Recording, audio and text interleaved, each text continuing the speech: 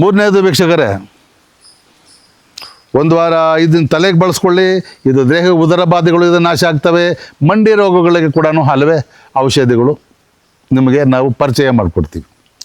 ಮಂಡಿ ರೋಗಕ್ಕೆ ಪರಿಚಯ ಮಾಡಿಕೊಡುವಂಥದ್ದು ಏನು ಅಂದರೆ, ಎಲ್ಲ ನಿಮಗೆ ಹಳಬರಿಗೆಲ್ಲ ಗೊತ್ತಿರುತ್ತೆ, ಇವತ್ತು ಲೋಕದವರಿಗೆ ಸರ್ವೇ ಸಾಮಾನ್ಯ ಗೊತ್ತಿರೋದಿಲ್ಲ. ಹುಣಸೆ ಮರ ಗೊತ್ತಲ್ಲ, ಹುಣಸೆ ಮರ ಸೇಮ್ ಈ ಎಲೆ ಹೆಂಗಿರುತ್ತೋ ಇದೇ ಥರ ಹುಣಸೆ ಮರ ಇರುತ್ತೆ. ಎಲೆ ಹಿಂಗೆ ಸಣ್ಣಗೆ ಇರುತ್ತೆ, ಎಲೆ ಸ್ವಲ್ಪ ದಪ್ಪ ಇರುತ್ತೆ. ಹುಣಸೆ ಸೊಪ್ಪು ಒಂದಷ್ಟು ಕಿತ್ಕೊಂಡು ಬಂದು ಕ್ಲೀನಾಗಿ ಅದನ್ನು ಬೇಯಿಸಿ ಒಂದು ಬಿಳಿ ಬಟ್ಟೆಲ್ಲಿ ಹಾಕ್ಕೊಂಡು ನಮ್ಮ ದೇಹದ ಒಂದು ಮೊಣಕಾಲಿನ ನರಗಳಿಗೆ ಸಂಬಂಧಪಟ್ಟಂಗೆ ಅದನ್ನು ಶಾಖ ಕೊಟ್ಟರೆ ಮಣಗುತ್ತೆ. ಎಂಥ ನೋವು, ಮೊಣಕಾಲು ನೋವಿದ್ದು ಕೂಡ ಡೈಲಿ ಒಂದು ಬೆಳಗ್ಗೆ ಸಾಯಂಕಾಲ ಒಂದು 2-3 ದಿನ ಮಾಡಿದ್ರೆ ಎಂಥ ನೋವು ಮಣಗೋಗುತ್ತೆ.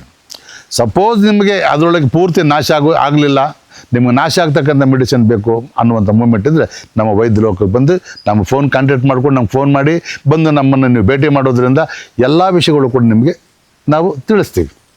ಇವತ್ತಿನ ಒಂದು ಪರಿಸರದ ಬಗ್ಗೆ ಇವತ್ತು ಜನ ಅವತ್ತಿನ ಥರ ಕಷ್ಟಪಡ್ತಾರಲ್ಲ, ಮನೇಲಿ ಕೂತ್ಕೊಂಡು ಲ್ಯಾಪ್ಟಾಪ್ ಮಾಡಿಕೊಂಡು ಇಲ್ಲೇ ಬಿಸ್ನೆಸ್ ಮಾಡ್ಕೊತಾ ಇರ್ತಾರೆ.